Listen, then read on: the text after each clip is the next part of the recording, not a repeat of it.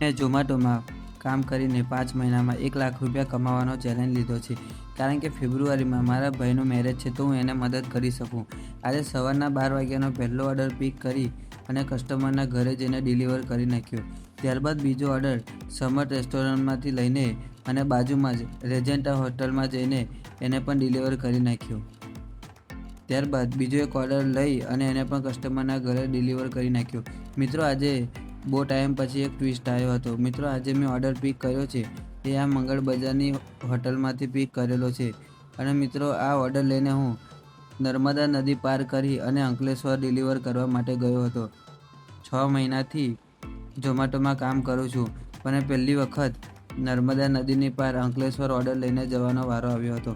કસ્ટમરે કીધું હતું કે દરવાજા પર ઓર્ડર મૂકી દેજો, તો મેં એ રીતના ઓર્ડર લટકાવી દીધો હતો અને ઓર્ડર ડિલિવર કમ્પ્લીટ કર્યું તો જોયું કે 153 રૂપિયા અંકલેશ્વરના ઓર્ડરના મળ્યા હતા.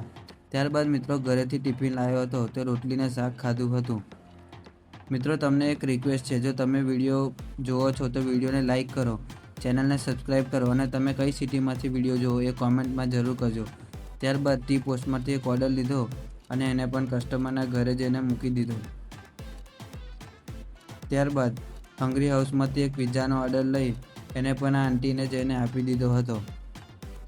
અને લાસ્ટમાં બર્ગર કિંગનો એક ઓર્ડર પિક કરી અને એને પણ ડિલિવર કરી નાખ્યો. ત્યારબાદ મિત્રો હું ઘરે આવી ગયો હતો.